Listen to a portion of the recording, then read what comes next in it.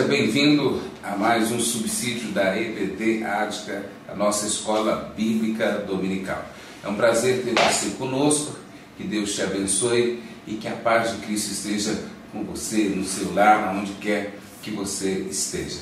Paz do Senhor, pastor João Paulo. Paz do Senhor, pastor Borges. Vamos lá, mais um subsídio. Isso, graças a Deus. Temos nessa semana um texto também um tanto sensível, que é pena de morte, eutanásia, mas queremos que a luz da Bíblia tenha resposta também para essas questões um tanto mais sensíveis.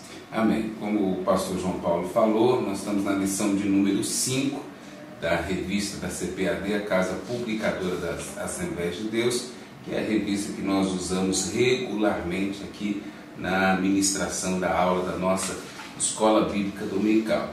E hoje nós vamos para a lição de número 5, pastor João Paulo. Um tema, como o senhor falou, delicado, também sensível, e o textual está localizado no segundo livro, primeiro livro de Samuel, capítulo 2, versículo 6, diz assim: o Senhor é o que tira a vida e a dá, faz nascer, faz descer a sepultura e faz tornar a subir dela. Verdade prática, a pena de morte e a eutanásia violam a soberania divina. A vida foi dada por Deus e, portanto, pertence a Ele. Logo de início, o autor deixa claro que na lição passada nós estudamos o início da vida, que é Deus quem determina. E aqui, pelo textual também, já deixa bem claro que o fim da vida também quem determina é Deus. Exatamente. Então, antes mesmo de entrar no texto da lição, o autor já deixou claro para nós qual vai ser o direcionamento que ele vai tomar, que é, eticamente, do ponto de vista cristão, se posicionar contra a eutanásia e também contra a pena de morte. Isso. Mas há mais questões a serem analisadas à luz da palavra de Deus. Dentro aqui do contexto da revista, você vai entender isso melhor, mas, como bem disse o pastor João Paulo, a linha a ser seguida é essa aí, que é a luz da palavra de Deus. Quem determina tanto o início da vida, como foi na lição sobre o aborto, e o fim da vida, é o Senhor nosso Deus. Exato. Mas quais são as implicações disso? O objetivo geral é estabelecer a perspectiva doutrinária da sacralidade da vida, os objetivos específicos propostos pelo autor, mostrar a perspectiva bíblica acerca da pena de morte, expor o conceito e as implicações éticas da eutanásia e conscientizar sobre o aspecto sacro da vida. Então, nós vamos caminhar por esses objetivos e ao final da lição você vai estar entendendo. Os objetivos específicos são, na verdade, os próprios tópicos, estaremos respondendo essas questões. De repente, pastor João Paulo, o aluno pergunta: no Brasil tem pena de morte? Para que estudar isso numa lição dessa no Brasil? Ao contrário de que muitas pessoas pensam, o Brasil tem sim a pena de morte. Qual que é o caso? Esse caso está contemplado no artigo 5º da nossa Constituição Federal, que em tempos de guerra o desertor ele pode ser morto, e inclusive o Código de Processo Penal disciplina a forma da morte, é o CPPM, que seria por fuzilamento. É um crime que está previsto no Código Penal Militar, mas isso realmente só vai acontecer em tempos em caso de guerra declarada. Em caso de guerra declarada. Mas há previsão. Então vale a pena estudar que o Brasil tem essa previsão. Nós não temos histórico de que essa pena já foi executada. Na verdade, parece que tem um caso na Segunda Guerra Mundial, quando o Brasil participou, um militar foi condenado, mas não chegou a ser executada a pena. Mas há a previsão, então, portanto, nós temos que estudar para você entender, apesar de nós estarmos no Brasil, há sim essa previsão de pena de morte. Mas a eutanásia, isso vem acontecendo em todo o mundo e com certeza alguns brasileiros já tentaram optar por isso. Então, o autor começa na introdução já propondo esse debate acerca da vida humana, falando que a vida humana é o ponto de partida para entender os demais problemas sociais da nossa vida. E vamos lá, a pena de morte, tópico 1, nas Escrituras Sagradas. Nesse tópico, qual que é a intenção do autor? Que pastor Borges, ele que realmente quer mostrar, o autor quer mostrar para a gente o seguinte, que a pena de morte está contemplada no Antigo Testamento. E nós estamos falando aqui que estava contemplada mesmo dentre os o povo de Deus, que no caso aqui eram os judeus. Nós vemos lá em Gênesis, Êxodo, no capítulo de número 20, no versículo de número 13, lá dentro dos 10 mandamentos, né, um dos mandamentos era justamente o seguinte: não matarás. Exato. Algumas pessoas podem pensar então que essa ordenança do mandamento ali do Antigo Testamento era incompatível com a pena de morte, mas não era. Algumas pessoas podem ler o Êxodo número capítulo 20, versículo 13, a ordenança de Deus através de Moisés era não matarás, mas logo à frente, capítulos adiante, há a previsão da imposição de pena de morte para alguns casos. O que quer dizer o não matarás? O não matarás está falando assim que é proibido que se tire a vida de outra pessoa de forma dolosa e intencional, sem que haja qualquer justificativa legal para isso. Então matarás seria melhor lido como não assassinarás. Uma pessoa não deve tirar dolosamente a vida de outra pessoa por ter alguma inimizade pessoal, né? Então o inocente não deve morrer nessas circunstâncias. Essa palavra, não matarás, esse mandamento não matarás, não se aplica no caso das penas de morte e não se aplica também nos casos de guerra. Esse assunto é muito bem desenvolvido no outro livro da CPAD, que nós já estudamos na Escola Bíblica Dominical há algum tempo atrás, que é o livro que foi escrito pelo pastor Ezequiel Soares, que tem por título os 10 mandamentos. Então, tratando lá do não matarás, o pastor lá dá realmente uma explicação muito aprofundada acerca do que significa o verbo, ali no caso, e que não se aplica realmente ao caso das execuções de pena de morte, que estavam inclusive previstas na lei de Moisés. Então o Antigo Testamento tinha a pena de morte dada por Deus em alguns crimes. Isso, porque às vezes o nosso espectador, a Bíblia se contradiz. E em algum momento manda matar, depois não manda matar. Então você entendeu claramente a explicação. O problema é a interpretação e o verbo no seu original. O que ele significa? O verbo no original, no caso aqui do não matarás, a proibição é tão somente acerca do homicídio doloso. Nós entendemos hoje como homicídio doloso aquela pessoa que premedita então e tira a vida do próximo sem nenhum motivo que pudesse ser, por exemplo, autodefesa, para defender a sua vida, a vida de outra pessoa. Não, o indivíduo que vai lá realmente e de forma traiçoeira tirar a vida de outro. Essa é a proibição do mandamento, que não engloba, no caso, por falar a pena de morte. Em autodefesa, muitos perguntam se o Brasil tem a autotutela, que é exatamente essa autodefesa, eu poder me defender. Há sim, né, pastor João Paulo, a autotutela no Brasil, disciplinada também pelo nosso Código Penal, que é no caso da legítima defesa, na medida ou na proporção de garantir a sua própria vida, porque o excesso também é punido. Então, há sim no Brasil os casos de autotutela, que não será considerado crime à medida que você, para preservar a sua vida, busca se defender de uma agressão sofrida. É o que o pastor João Paulo está falando aqui na questão da autodefesa também. E essa previsão que nós temos na legislação brasileira hoje, no século XXI, já havia algo semelhante ali no livro de Êxodo. Então, lá no capítulo de número 22 do livro de Êxodo, nós encontramos a seguinte situação. Se alguém tivesse sua casa invadida, o ladrão invadisse a casa da pessoa durante a noite, e o proprietário ali, o residente da casa, viesse a tirar a vida daquela pessoa que entrou na casa, isso não era considerado crime, não era considerado homicídio. Isso não viola o não matarás, porque a pessoa, no caso ali, estava exercendo o seu direito de defesa. O versículo diz assim, se um ladrão for achado arrombando uma casa e, sendo ferido, morrer, quem o feriu não será culpado do sangue. Êxodo capítulo 22, versículo de número 2. A Bíblia se preocupava em ser detalhista, né, nessa questão do não matarás, né? Até que ponto isso era doloso, o atentado contra a vida e até o autodefesa. Então, não há contradição na Bíblia. Fica muito bem claro isso. A Bíblia disciplina e de forma clara, de forma precisa, quando há o atentado contra a vida e quando você está se defendendo, e quando a Bíblia vai punir e quando não vai punir. E no Novo Testamento também já havia essa previsão, tópico 1.2? No Novo Testamento, nós não vemos dentro da igreja cristã as epístolas paulinas, nas epístolas gerais, nem nos ditos do Senhor Jesus Cristo, nós não vemos uma disciplina acerca da imposição da pena capital. Mas eu queria só mencionar, pastor Borges, que nos dias de Jesus e dos seus discípulos, né, estava em vigor ainda a lei de Moisés, obviamente. E lá disciplinava a lei de Moisés quais eram os casos que contemplavam a pena capital.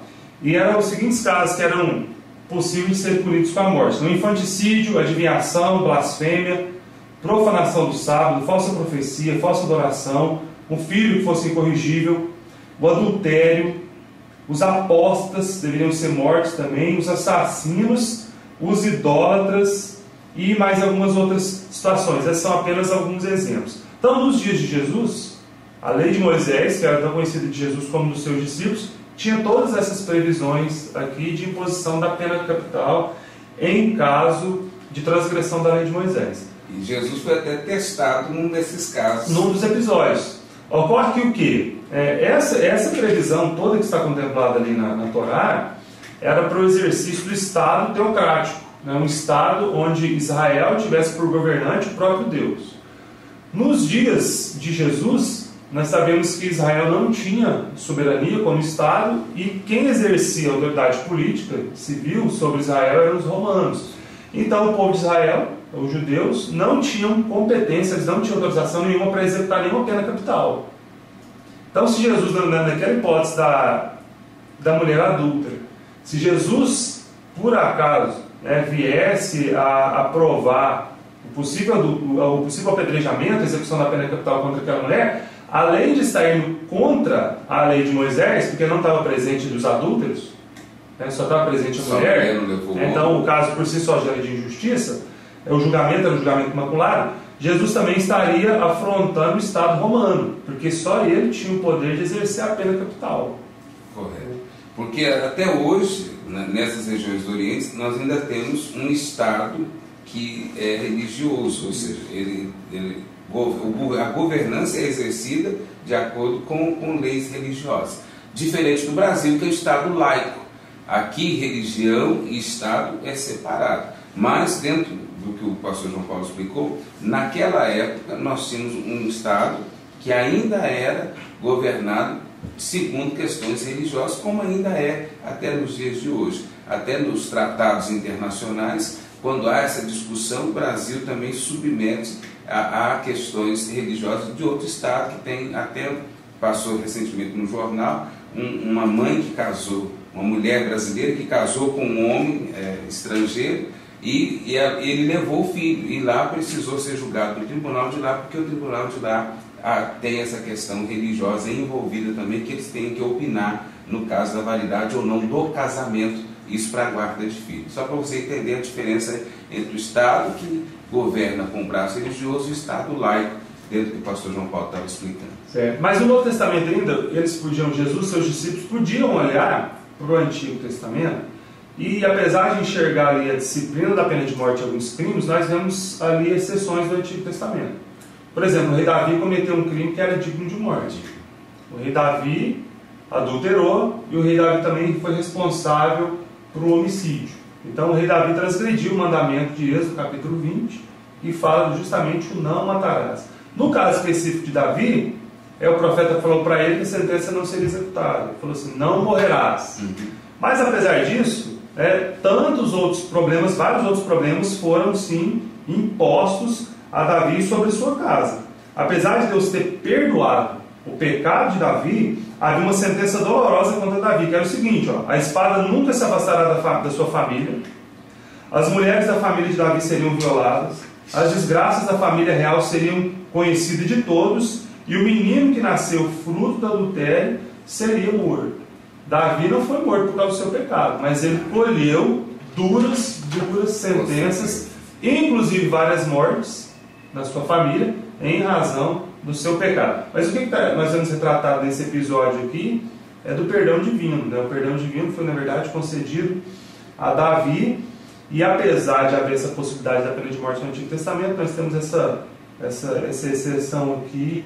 Pastor João Paulo, para nós finalizarmos aqui a questão da pena de morte, ainda dentro do Novo Testamento, há alguma coisa para ressaltar? Nós vemos no Evangelho, ou melhor dizendo, nós já comentamos o Evangelho, nós vemos nas epístolas paulinas agora, em Romanos, no capítulo número 13, que Paulo fala sobre a autoridade estatal, no caso do Império Romano, para punir o transgressor. E ele diz ali em Romanos, capítulo número 13, que a autoridade estatal teria então a possibilidade, a competência de punir o transgressor até mesmo com a espada. Obviamente, quando ele fala da espada, ele está falando da imposição da pena de morte. Não está ali falando ali da espada para fazer outra coisa, a não ser para executar a pena capital. E Paulo fala que o Estado tem essa prerrogativa de executar a pena capital no caso dos criminosos. Olha, o apóstolo não se opôs a essa autoridade do Estado romano. Ele mesmo, conta-nos a história, foi morto justamente por uma pena capital imposta por Roma. Então, pastor Borges, parece-nos que num Estado onde há a pena de morte, um país em que há a pena de morte, se essa pena de morte foi imposta em decorrente de crimes que de fato violam, além da lei, violam também os princípios da palavra de Deus, a Bíblia não impede o Estado que impõe a pena capital. Obviamente que nós, enquanto cristãos, nós não devemos, penso eu, não devemos apoiar esse tipo de execução de pena, não devemos apoiar esse tipo de morte. Mas também a Bíblia mostra que essa autoridade foi delegada ao Estado, e se os crimes ele previstos em determinado Estado, que ensejaram a pena de morte, forem crimes que de fato violam também a palavra de Deus, nós vemos que há essa possibilidade dada por Deus ao Estado de executar a pena. Porque às vezes tem algum país que tem algum tipo de crime que a pena daquele crime é a pena capital, mas talvez essa tipificação legal seja contrária à palavra de Deus. Por exemplo, talvez em algum país exista a pena capital para quem seja cristão. Nesse caso, obviamente, nós deveríamos nos insurgir contra esse tipo de aplicação de pena, porque o crime em si, o possível crime em si, é incompatível com a palavra de Deus. Agora, se fosse no caso de a pena de morte para um homicida, para um estuprador, para um terrorista, e algum Estado adotasse esse tipo de punição, nós vemos que ao Estado foi delegada essa capacidade, essa possibilidade de punir. Paulo reconhece, o autor coloca a legitimidade, sem, no entanto, normatizar a questão. Né? Ele não está falando que isso, em alguns pontos ele fala que recebeu do Senhor, tratando até da Santa Sé, aqui ele não fala que tem autorização ou recomendação de Deus para normatizar essa prática. Reconhece que é legítima a existência, mas ele também não entra nessa questão, aprofundando ou normatizando também. Mais alguma coisa? E só lembrando que não cabe à igreja, ele não fala aqui que cabe à igreja punir alguém ou defender a execução capital de alguém. Ele só fala que existe, como o senhor bem disse, o Estado tem essa prerrogativa e o Estado executa essa prerrogativa segundo a sua conveniência. Em termos de Brasil, só para a gente contextualizar, não há possibilidade de imposição da pena de morte, a não ser naquela exceção que nós já falamos, porque o artigo 5º da nossa Constituição proíbe ali, resguardando os direitos fundamentais, proíbe a execução de várias penas, dentre elas a pena de morte ao transgressor. Então, em tese, no Brasil não há possibilidade, nunca haverá de aplicação da pena de morte. Isso de forma legal, pastor Borges.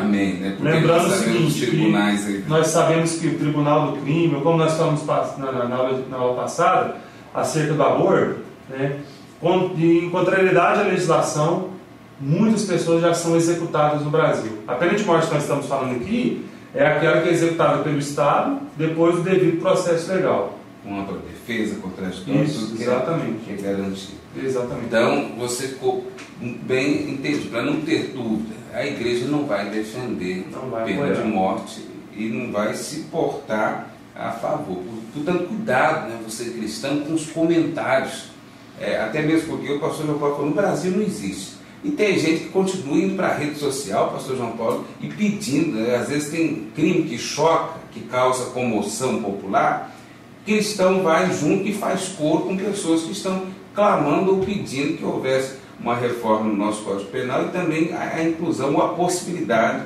de determinado criminoso ser morto. Então o cristão não deve participar disso. Né? Nós sabemos que não seria a solução, né? O cristão realmente não deve se posicionar nesse sentido, porque a Bíblia não nos apoia nesse sentido, né? Deve prevalecer, por mais dolorosa que seja a circunstância, é o perdão e a punição não a ponto de tirar a vida. Tem outros recursos, nós sabemos, no nosso estado, no Brasil, e uma solução para o Brasil é justamente o Brasil se entregar a Jesus Cristo. Amém.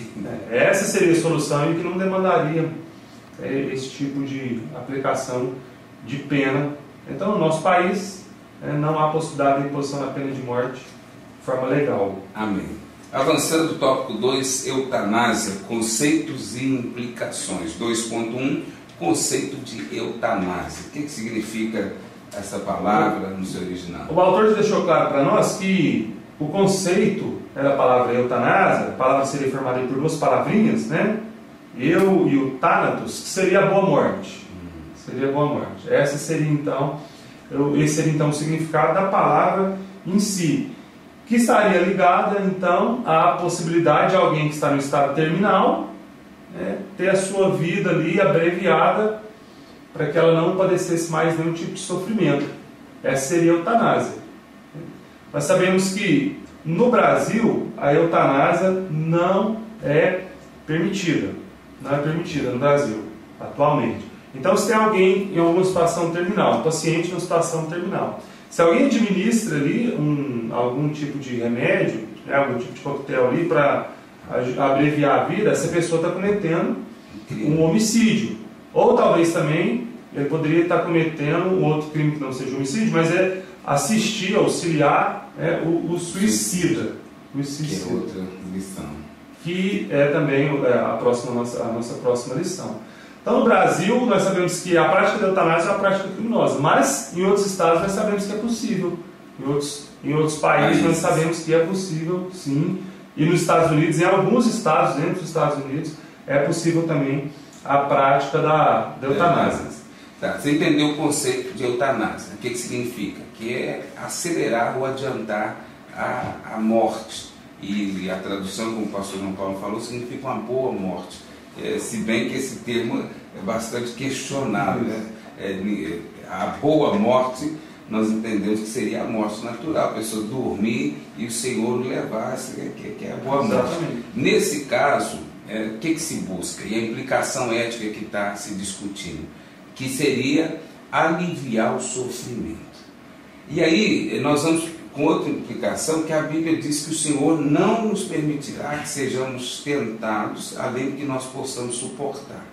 Ou seja, nenhuma dor, nenhum sofrimento, ele é maior do que nós possamos suportar. Quando a pessoa está dizendo, eu não suporto mais, eu não quero ver meu familiar sofrendo, isso já passou do limite, e aí busca então terminar ou dar fim à sua própria vida, ele estaria contrariando até o preceito bíblico, que Deus falou que não vai dar para nós nenhuma prova que nós não possamos suportar. Isso. Além dessa questão, dessa implicação em tentar demonstrar, talvez, com esse comportamento que Deus está sendo injusto, porque essa talvez seja a resposta. Deus está me dando uma prova maior do que as minhas capacidades. Além disso, acaba violando o que nós já falamos, que é o mandamento do não matarás. Quando alguém aplica a eutanásia, está violando o mandamento de Êxodo, no capítulo número 20, que fala justamente o não matarás. Tirar a vida. Né? Fala-se, pastor Borges, que em alguns casos, talvez da rede de saúde, essa prática é adotada por talvez alguns profissionais, determinadas pessoas que aceleram a morte de alguém, seja ali desligando aparelhos, ou seja também administrando algum tipo de medicação que vem então colocar fim à vida das pessoas. Se no Brasil acontece esse tipo de coisa, nós sabemos que é crime, deve ser feito um boletim de ocorrência, deve ser levado ao conhecimento das autoridades policiais e a pessoa que praticou o fato tem que ser punida criminalmente. Mas, pastor Borges, eu queria comentar aqui uma questão que no nosso código penal, apesar de hoje a eutanásia ser crime, tem uma proposta de reforma do nosso Código Penal, é o PLS número 236 de 2012, o autor fez menção aqui na lição, que ele está disciplinando ali a prática da eutanásia de forma a dar a possibilidade da prática não ser criminosa no Brasil. Gostaria de ler aqui para o senhor e para os nossos ouvintes, os nossos internautas, que com a reforma do Código Penal, ficaria sim o artigo de número 122 do Código Penal: matar por piedade ou compaixão, paciente em estado terminal, imputável e maior, a seu pedido, para abreviar o sofrimento físico insuportável em razão de doença grave. A pena para esse crime seria um crime de 2 a 4 anos. Mas lá embaixo do parágrafo 1º, vem o seguinte: o juiz deixará de aplicar a pena avaliando as circunstâncias do caso, bem como a relação de parentesco ou estreitos laços de afeição do agente com a vítima. Perigoso. Então, no caso, se uma pessoa tem um parente terminal, tá? Hipoteticamente com câncer incurável, e o familiar, com o consentimento do doente, administra-lhe a sua morte, a eutanásia, então o juiz poderia, se analisasse o caso, se enquadrasse nesse novo artigo 122, deixar de aplicar a pena. Ou seja, na prática está autorizando a eutanásia. Exatamente. Um parente poderia matar o seu ente querido que está em estado terminal e isso não seria punível, não seria crime. É a prática deliberada da eutanásia que está em apreciação no nosso Congresso Nacional. Aí abre um questionamento. Qual que é a implicação ética disso? Será que muitas pessoas não iam querer usar isso de uma forma leviana, não iam querer usar isso de uma forma perversa? Será que isso é correto estar no nosso Código Penal? Será que as pessoas iam saber usar isso aí? Não iam tentar manipular diagnóstico? Nós sabemos que no Brasil as leis não são muito respeitadas. E é muito temerário deixar uma previsão dessa do nosso Código Penal sobre o mau uso e as questões éticas que podem ser colocadas. Até o autor coloca: é lícito exterminar pessoas doentes? Quem tem o poder para decidir sobre a morte? É como, né, até seguindo a orientação que nós falamos no início da lição, como é que o cristão se posiciona diante de uma possibilidade de aprovação de uma lei dessa? Enquanto cidadãos, nós sabemos que nós temos o poder de escolher os nossos representantes. Então, eventual aprovação do novo Código Penal e com a disciplina da eutanásia passará necessariamente pelos deputados, pelos senadores e, por fim, pelo presidente da República que estiver no exercício. Enquanto cidadão, nós temos que fazer a opção, então, por candidatos que não se alinhem a uma ideologia ou a uma ética que seja divergente da palavra de Deus. Enquanto cidadão também nós podemos manifestar o nosso posicionamento, nos posicionar contra isso, lembrando que nós já lançamos as bases da ética cristã e o que está por baixo, a ética que sustenta essa questão da eutanásia, do aborto, ela é uma ética que está distante da palavra de Deus e que tem como único objetivo o utilitarismo. É uma ética utilitarista. Aquilo que serve, a gente aproveita. Se não serve, se está dando despesa, se não tem possibilidade de dar nenhum retorno, descarta-se. E é isso que é feito no caso da eutanásia com o paciente terminal. Às vezes familiares, plano de saúde, ou a própria sociedade pode pensar: esse indivíduo, qual que é a perspectiva dele dar retorno? Qual que é a perspectiva dele voltar à vida normal? Nenhuma, só vai dar despesa, mais cedo ou mais tarde vai morrer. Então, abrevia-se a vida desse paciente. É importante você atentar, o pastor João Paulo falou, a gente fala muito superficial, os interesses por trás disso. O interesse não é o conforto, não é alívio do sofrimento do doente. Há outros interesses, há interesses econômicos, há interesses perversos por trás disso. E às vezes o cristão se torna massa de manobra e é levado a pensar aquilo como uma solução. Coitada, a pessoa está sofrendo, se tivesse essa possibilidade, seria uma possibilidade válida. Há interesse, ele colocou o interesse de planos de saúde, que não quer continuar gastando com o paciente ali, pagando médico, pagando TI, pagando os equipamentos que são usados. Ele quer se livrar logo daquele paciente, porque está dando prejuízo para o plano. Então a gente vê interesse econômico muito mais do que qualquer outra coisa. Exatamente. Há mais 3 coisas também, pastor, mas eu acho que nós podemos pontuar, que é o seguinte: eventual doença terminal, né, há a possibilidade de, em primeiro lugar, o diagnóstico talvez eventualmente está errado. Correto. Há essa possibilidade. Há também a possibilidade, em segundo lugar, de talvez durante aquela doença, né, a medicina descobrir a cura para a doença. E há em terceiro lugar ainda, nós do ponto de vista cristão, nós cremos, né, a possibilidade da intervenção divina e da cura. Deus fazer o milagre. Então, mais três argumentos aí, né, além da santidade, da sacralidade da vida, que podem ser utilizados para nós nos posicionarmos contra a prática da eutanásia. E nesse último caso, se não é, por exemplo, a vontade de Deus que cure de algo que é conhecido como ortotanásia. Ortotanásia seria a morte correta. O que é isso? Uma pessoa em estado terminal em que não tem mais nenhuma perspectiva de cura, que podemos defender isso à luz da ética cristã? Que aquela pessoa seja facultada àquela pessoa, né, a administração de remédios que venham aliviar os seus sofrimentos, tratamentos paliativos que venham tirar ali as dores insuportáveis e permitir que o curso da vida siga o seu rumo normal e a pessoa talvez, né, diante desse quadro, ela venha morrer. Mas essa morte aconteceria de forma natural. A ortotanásia seria então, diante de um quadro irreversível, a administração de remédios para tirar o sofrimento, tratamento paliativo, mas como não há reversão, confortar-se então, conformar-se então de que o curso natural da vida está sendo seguido.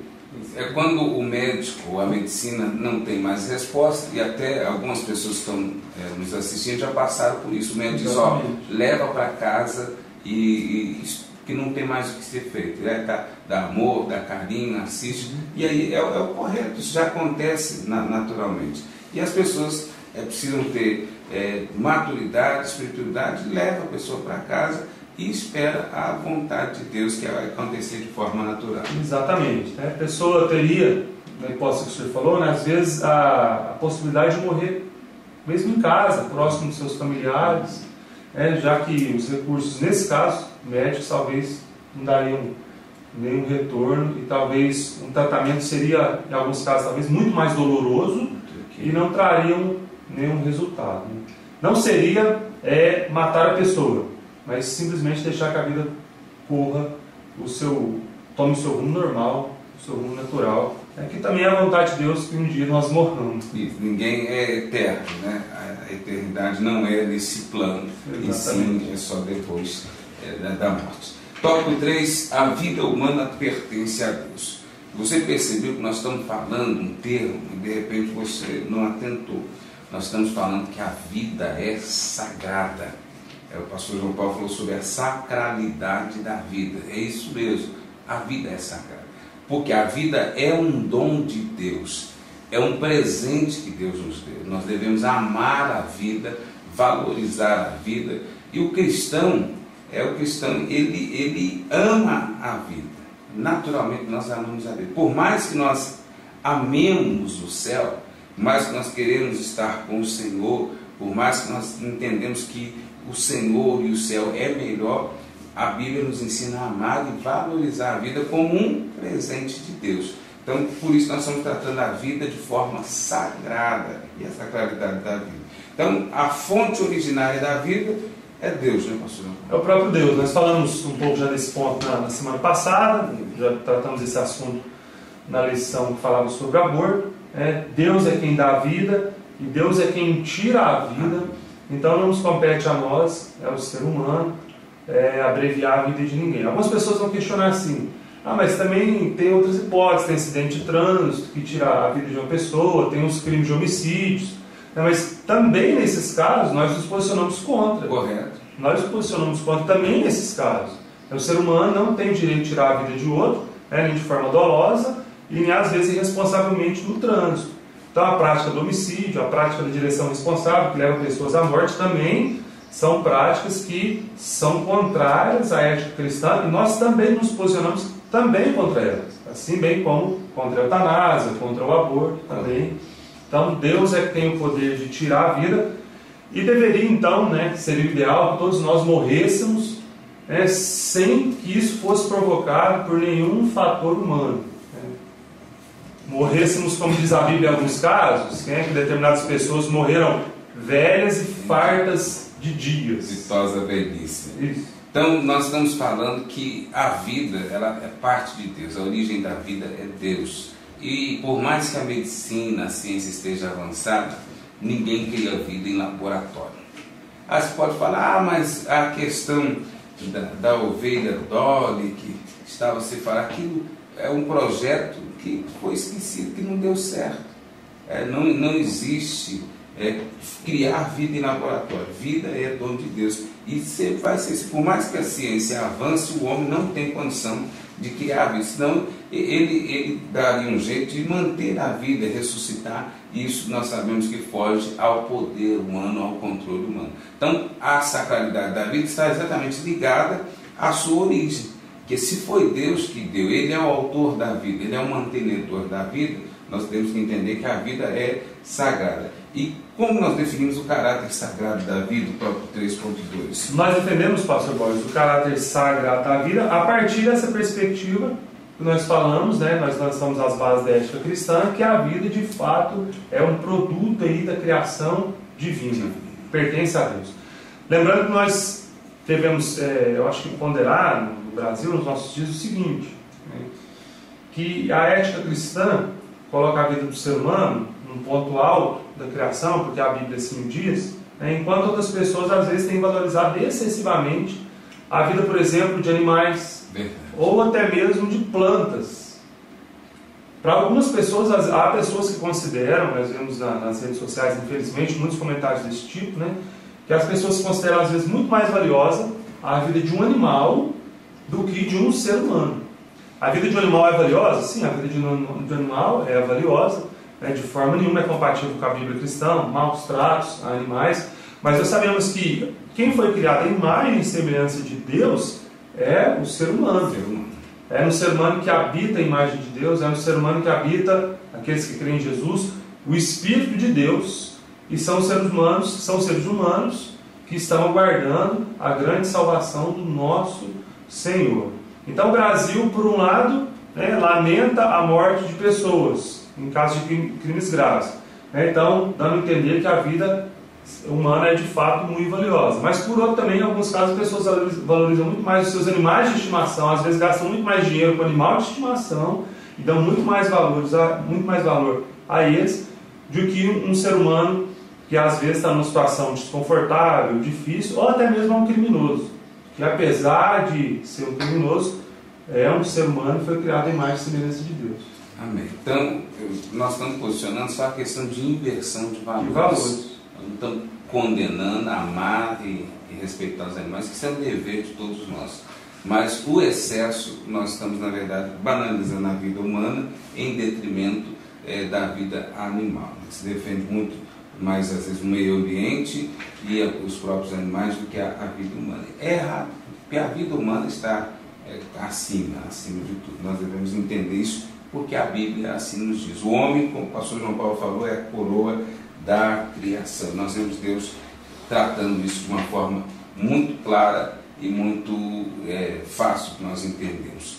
Para finalizarmos sobre a questão de hoje, eutanásia e pena de morte, quais são os acréscimos? Eu acho que nós só poderíamos trazer memória, pastor Borges, que a vida é sagrada desde a sua concepção, desde o desenvolvimento do embrião no ventre materno, o feto, desde que a criança vem à luz, durante todo o seu desenvolvimento, na sua infância, adolescência, juventude, na vida adulta e também na vida idosa e mesmo em circunstâncias, às vezes, de doença irreversível. Continua a ser a figura do ser humano criada à imagem e semelhança de Deus, e a sacralidade dessa vida está resguardada na Bíblia Sagrada. Por isso nós nos posicionamos com base ética cristã contra a pena de morte, ou seja, nós cristãos evangélicos não vamos incentivar a aplicação da pena de morte no estado onde ela é possível, e também não vamos incentivar a adoção dessa previsão legal no caso dos estados em que não há essa previsão. Não nos posicionamos a favor da criminalidade. Há vários outros tipos de penas que podem ser impostas, mas nós defendemos que a vida deve ser preservada diante do Senhor Jesus. Por outro lado, se algum Estado adota a pena de morte, também a Bíblia concedeu ao Estado, se esse Estado é um Estado de direito, concedeu ao Estado a possibilidade de aplicar a pena capital para o controle da criminalidade. Veja, a pena de morte só é adotada onde há uma transgressão da Bíblia, onde há criminalidade. Então a tentativa seria aplicar a pena de morte para então reverter esse quadro de desordem. Tá? Mas é o nosso posicionamento em favor da vida diante da ética cristã. Sempre. Então, quer entender melhor sobre o assunto? Vem estar conosco, o pastor João Paulo divulgar a nossa escola bíblica dominical, fazer o convite dos nossos internados poderem vir estar conosco. Em Araguari, estado de Minas Gerais, nós estamos aqui na Assembleia de Deus Central, na Rua Natal Mujara, número 297, no centro da nossa cidade. Também nossas congregações estão espalhadas pela cidade, mas se porventura você estiver fora de Araguari, procure uma igreja, uma Assembleia de Deus, e no domingo de manhã participe da escola bíblica dominical. Nós estamos aqui todos os domingos a partir das 8 horas e 30 minutos com o nosso café da manhã, e a partir das 9 horas o nosso estudo, nosso culto e nosso estudo da Palavra de Deus. Frequente a escola bíblica dominical e estude a Palavra de Deus. Amém. Escola bíblica dominical é uma bênção. É onde você aprende a Palavra de Deus, é um curso teológico de forma continuada. Perdão, nós estamos encerrando então o subsídio dessa semana. Pastor João Paulo, vamos nos despedindo. Foi muito bom, aprendemos um pouco mais acerca da Palavra de Deus. O senhor com a conclusão. Deus abençoe você, internauta. Deus abençoe você, pastor Borges. Mas obrigado por mais uma vez nós estarmos juntos aqui, pela oportunidade. Volte ao nosso canal na semana que vem, nós estaremos tratando sobre ética cristã e suicídio, mas um tema também que envolve essa sacralidade da vida criada por Deus. Amém. Pai do Senhor Jesus. Deus abençoe.